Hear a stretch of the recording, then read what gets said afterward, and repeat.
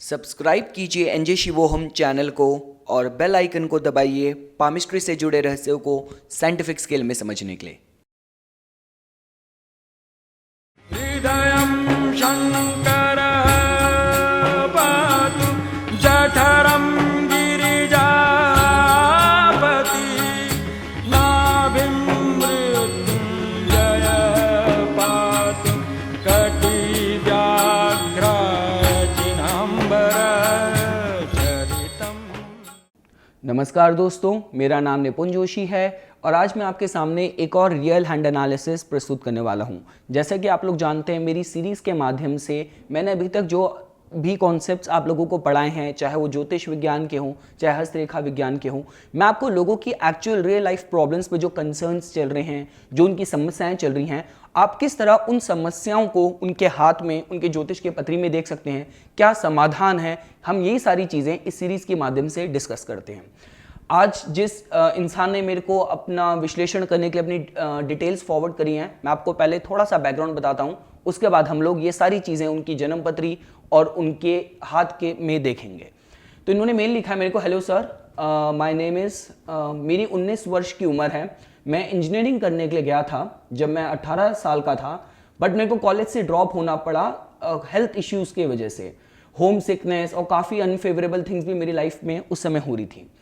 अब मैं बीए कर रहा हूँ, फर्स्ट ईयर में हूँ। जब मैं 10वीं कक्षा में था, 15 साल की उम्र थी, तो मैंने आई मेस्टरबेटेड टू एक्सट्रीम। मैंने हस्त मैथुन बहुत एक्सट्रीम एक्सटेंट तक करा एंड मैं बहुत डिप्रेस हो जाता था। जब मेरी 11वीं कक्षा के कुछ आखिरी के महीने चल रहे थे, मेरी हेल्थ बुरी तरह खराब होनी स्टार्ट हुई।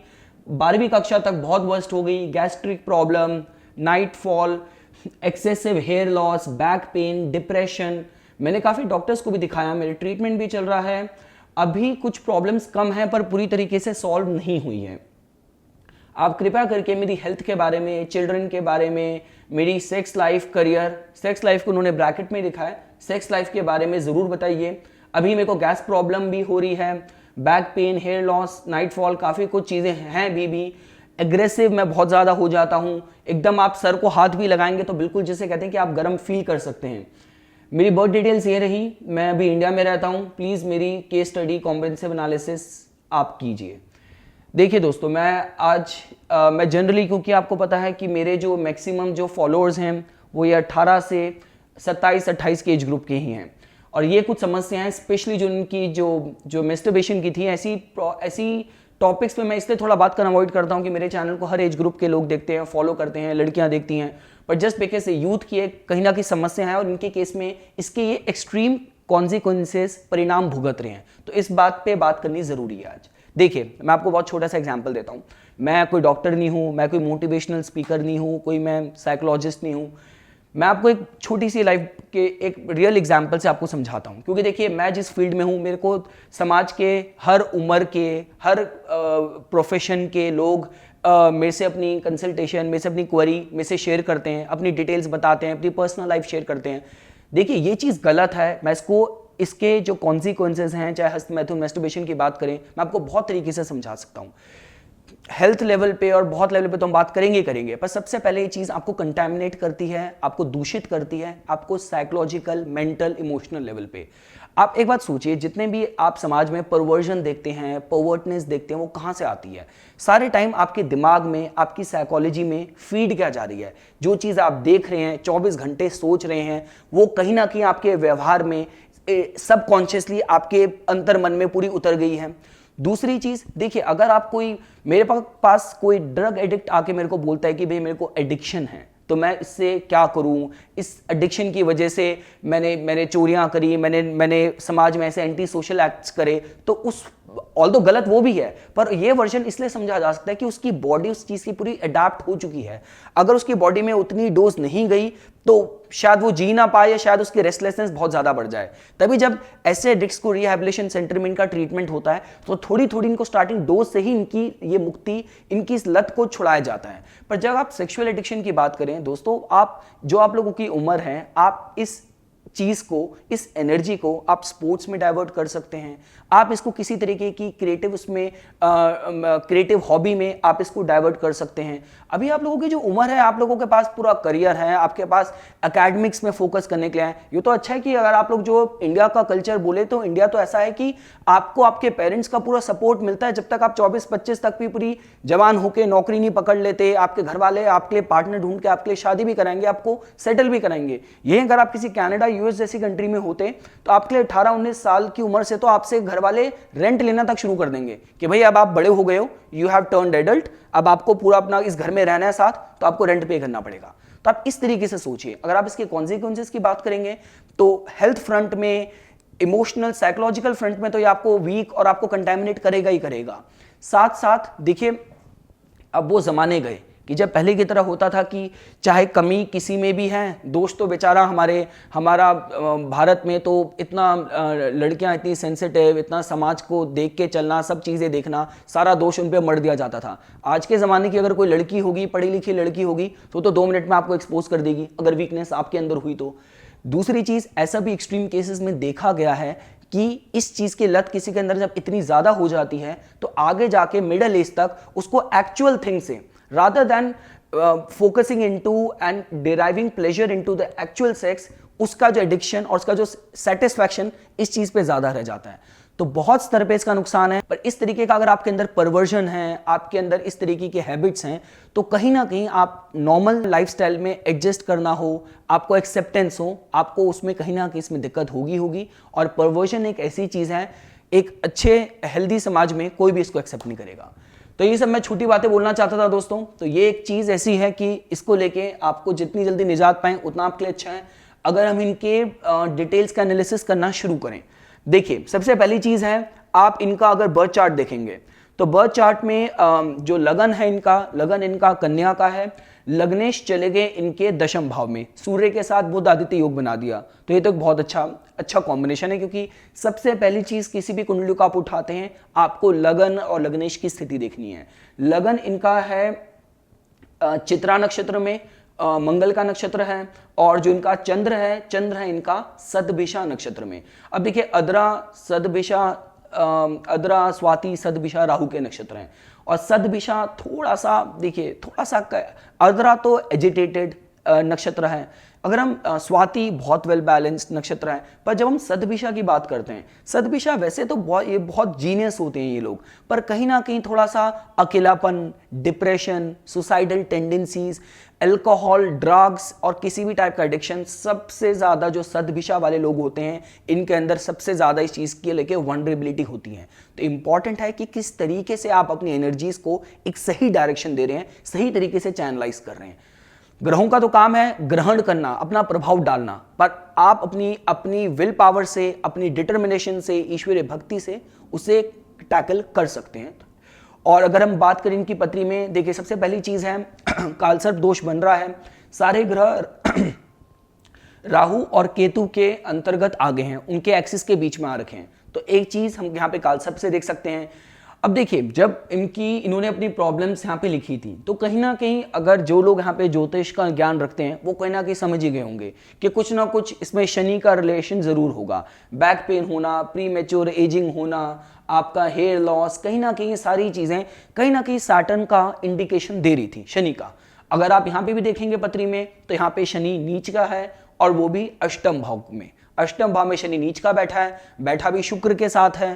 तो शुक्र के साथ तो मतलब शुक्र कहीं ना कहीं आपका जितने शुक्राणु हैं, आपका कहीं ना कहीं आपका सेक्सुअलिटी है, आपका इस चीज़ों की तरफ जो झुकाव लगाव होना, कहीं ना कहीं हमें इसमें शुक्र पीड़ित हो तो हमें इससे पता चलता है। शनि इनका बिल्कुल डीपेस्ट पॉइंट पे डेबिलिटेड है आपका अश्विनी नक्षत्र में। तो थोड़ा बहुत आप इसमें जो कॉम्बिनेशन है इसमें आप देख सकते हैं। इनकी लाइफ में जो मेन एक टाइम आया था जब इनकी सबसे ज़्यादा एक्सट्रीम प्रॉब्लम चल रही थी, तब अगर इनकी दशा देखी जाए दोस्तों, तो उस टाइम पर इनकी दशा चल रही थी, इनकी दशा भी बृहस्पति के अंदर इनकी शुक्र की ही दशा चल रही थी 2013 पे, जिस टाइम पे इनका सारा मेन टाइम चल रहा था।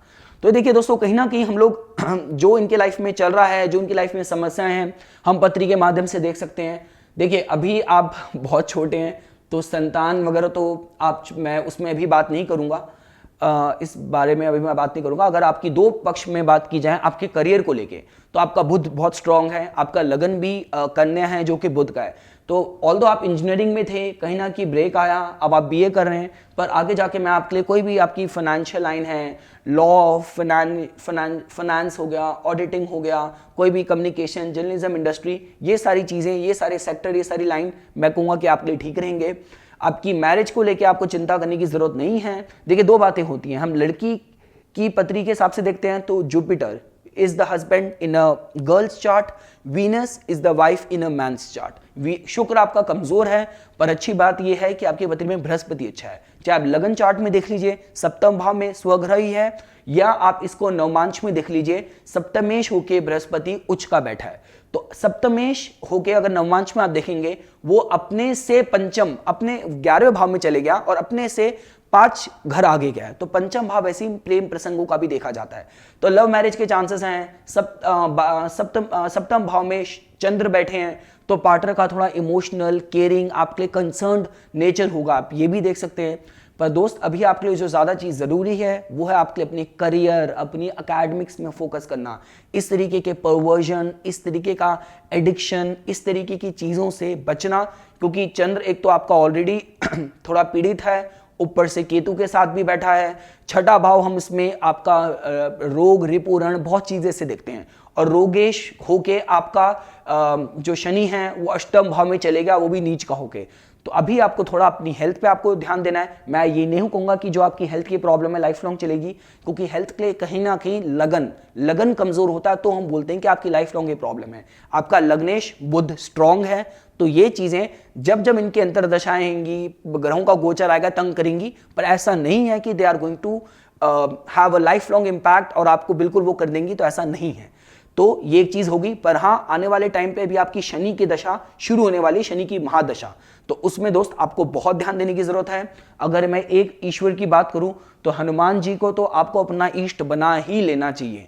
वो ही एक ऐसा उपाय है जो आपको बिल्कुल आपकी प्रॉब्लम से निकाल सकता है।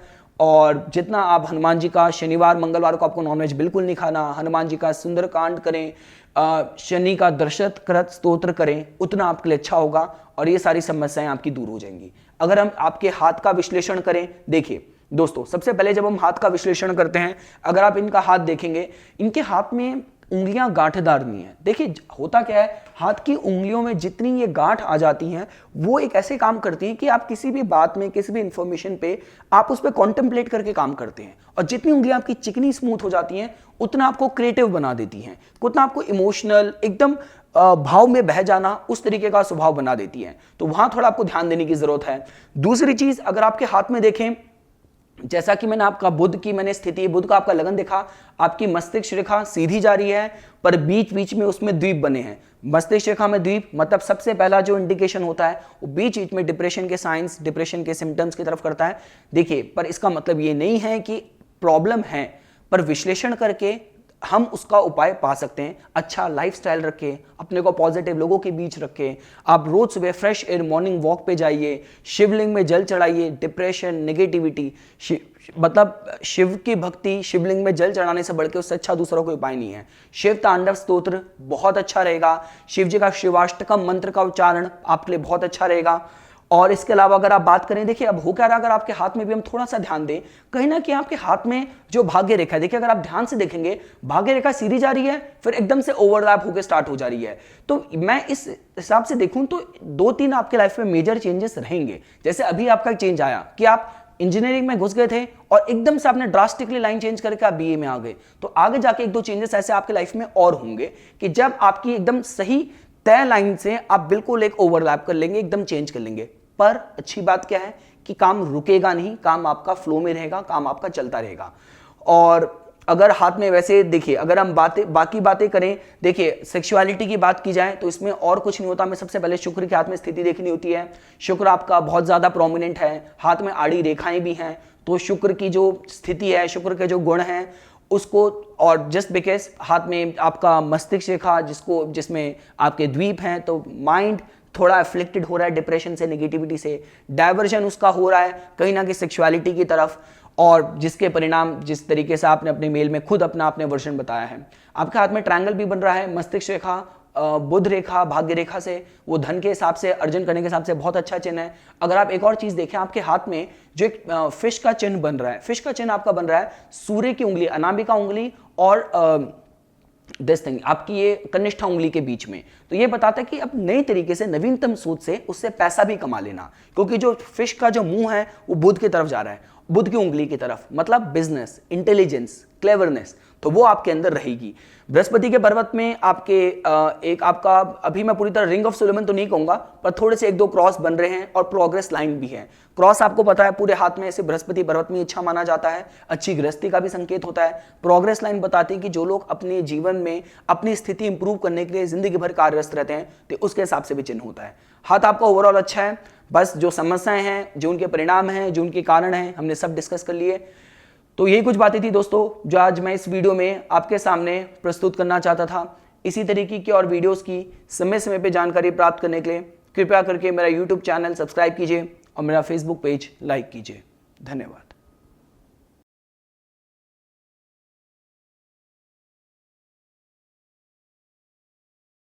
चिदा